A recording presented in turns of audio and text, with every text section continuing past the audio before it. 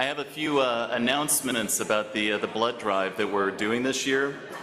We've changed up the way that we're doing things with that. The walk-ins are now welcome in the south down room, located on the fourth floor.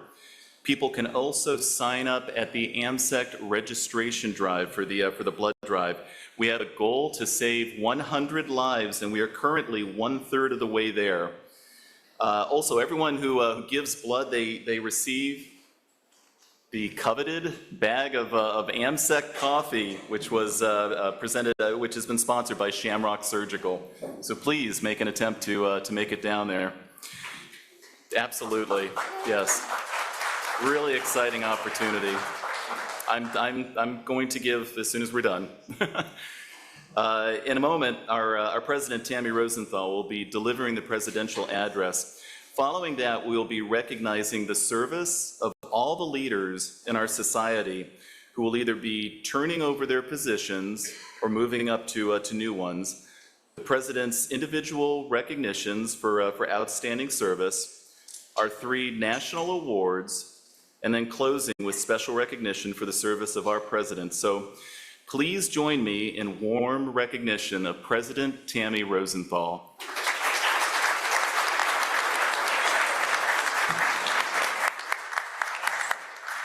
Thank you, Scott. Thanks to everyone who's joining us here today and on our virtual. I'd like to welcome you all to New Orleans and to the 62nd AMSECT International Conference. I hope everyone had some smooth travels. The next 4 days are going to be filled with some great content and great faculty, and it looks like we might be lucky enough to get some nice weather also. I want to thank the Conference Planning Committee for all of their efforts in developing and organizing the conference. And to kick things off, I wanted to start with a few thoughts to share with you. When I look back over my AMSECT journey, I had always been a member and attended conferences, but it took a perfusion friend, actually two, Jim Rieger and Dan Gomez, had reached out to me to tell me about an opportunity with AMSECT as a zone director. It wasn't a path that I had considered, but the opportunity was ahead of me and I decided to give it a shot.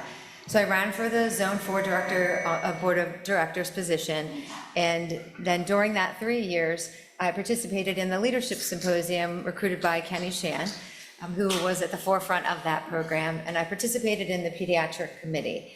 And then when the opportunity arose, I ran for President-elect to serve under Jim Rieger.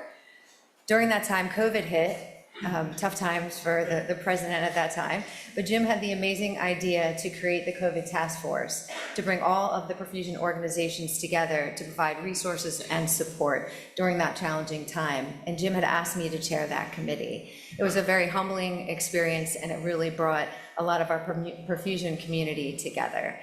Also, during my time being on the executive board, I was part of the strategic planning meeting, part of the finance committee, and then more recently part of the RFP committee for finding our new executive director. So my journey has taken a lot of turns, and I've learned a lot every step of the way. When I led the strategic planning meeting, the future direction of AMSECT for 2022 to 2024, we created 4 pillars of focus, including membership, recruitment and engagement, quality improvement, communication, and education, which all follow the AMSECT mission. I couldn't have made it through the last 2 years without the support of the executive board, Scott Snyder, Greg Mork, and Renee, and the full board of all the zone directors. We met monthly. We really worked together to lead AMSECT and manage any issues that did arise. So it was a great team to be on this journey with. There are a total of 23 programs and committees within AMSECT, which is pretty remarkable, the amount of work that gets done each year in each strategic plan. I'd like to talk a little bit about some of the impact and accomplishments of those committees and programs. Starting with the Achievement Recognition Committee, it promotes all of our awards, scholarships, and administers the judging and selection of the recipients. Our Bylaws Committee, which upholds our bylaws and basically helps us keep following all our rules.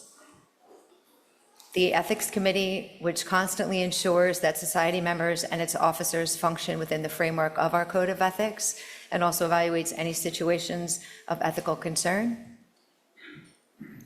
Our Nominating Committee, which recruits for all of our open positions and also assists the Ethics Committee in supervising and monitoring the elections.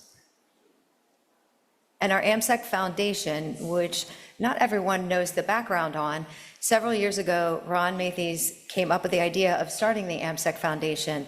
Early on, the foundation managed funds to support the Perfusion Without Borders. And in 2020, the Mary Hartley Scholarship made the generous donation of $20,000 to the foundation to be used for student scholarships. Mary's generosity rejuvenated the foundation because after Mary's donation, Dr. Sam Weinstein, CEO of Specialty Care, partnered with the foundation to create the Specialty Care Medical Mission Fund with a $25,000 donation. So unlike the Perfusion Without Borders, which is for our students, the Specialty Care Fund is for practicing perfusionists who desire the opportunity to share their skill abroad with those who need them. The Foundation Committee hopes to continue to raise money to support more of these types of scholarships in the future. So donate today. Talking a little bit about AMSEC Today, our member publication for AMSEC. It's published 4 times a year. It's really a portal of information for AMSEC members with the content. It's in-depth and thought-provoking articles, information about upcoming events, educational offerings, student perspective, very challenging quizzes, society elections, and more. And the authors are comprised of perfusionists, anesthesiologists, surgeons, and researchers from 31 countries. And you can see some of the frequent column authors as well. I'd like to thank Tom Rusk for all of his efforts as editor-in-chief to really make this publication come together every time. Our journal, JECT, is the source of the most current research and information.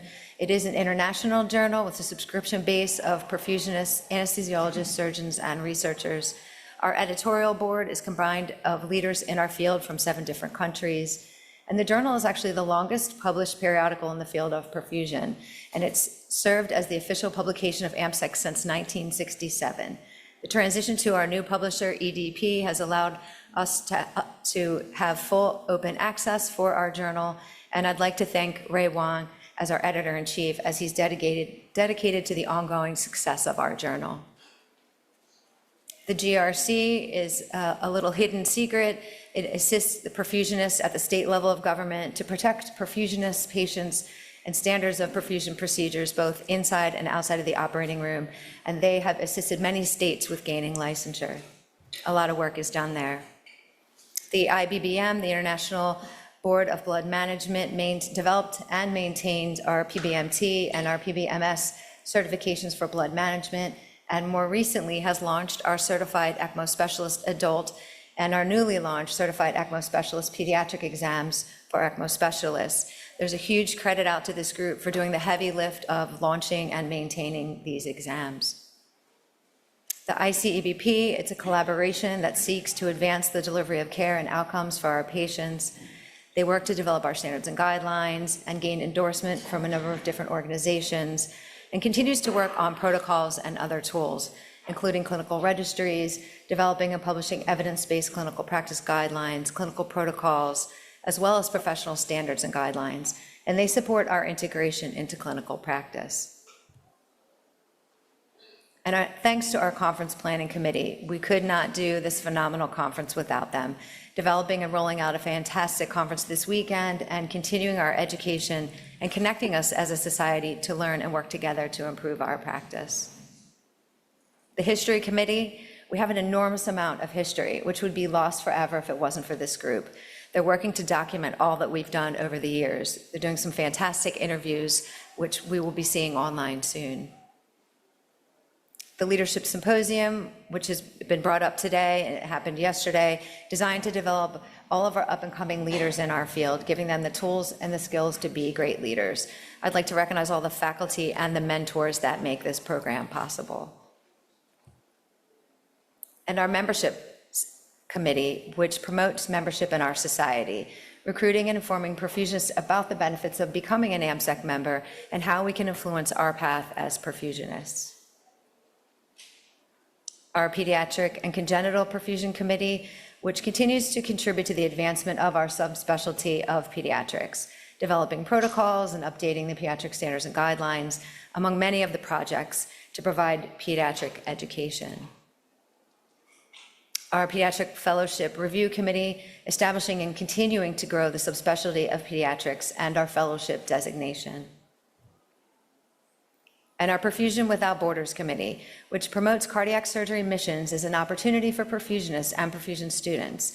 It seeks to create opportunities to exchange equipment, information, techniques, facilitate volunteer opportunities for perfusionists to give back to our global community. If you have any interest in going on a mission trip, there are many opportunities. It's a great experience, and it really gives you a chance to give back.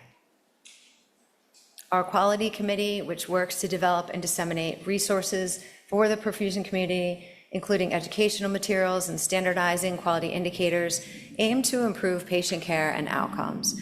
The Quality Committee has scheduled student webinars on QI. It's created quality toolkits, written AMSEC Today articles on QI, created memes and 30-second videos, which we can see on social media, all about quality in perfusion. It's a very important part about what we do, and the Quality Committee is working to educate and provide tools for our community. Our Safety Committee, which helps us to avoid unnecessary incidents and result in adverse patient outcomes, providing us with updated information for us to do our jobs safer. They also sponsor a student essay contest and are helping to spread the word about safety in our profession. AMSEC University, our online learning platform, featuring dozens of on-demand courses covering topics such as blood management, perioperative services, and more. This is free to all of our members. A few of the features of the platform: there are 163 active courses, that 16 were added just this year. It also offers the CESA review course. The CESP review course is under development.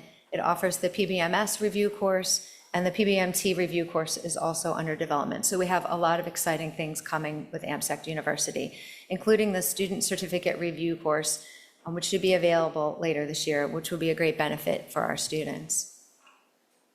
Speaking of our students, our Student Involvement Committee, it engages our student members in order to support and prepare them for a career in perfusion. The newly designed Student Corner, the AMSEC Tomorrow newsletter, the Heart Walk were all recent initiatives of this group.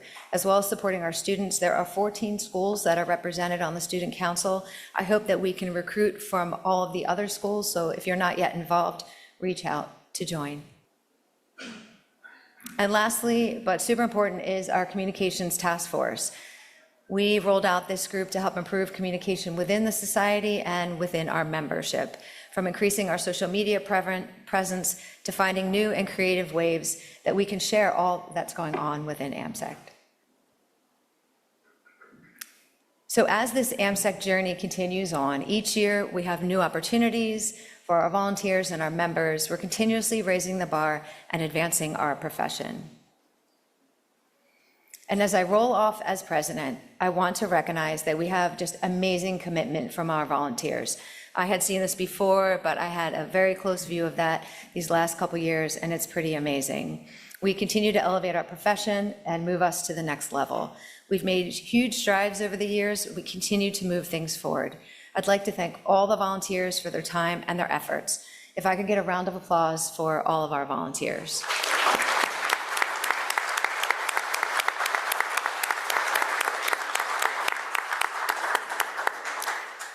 Thank you all for all that you do for AMSEC and for perfusion. And I'll end lastly with a thank you to my perfusion team at CHOP and my family who have supported me on this journey. Thank you.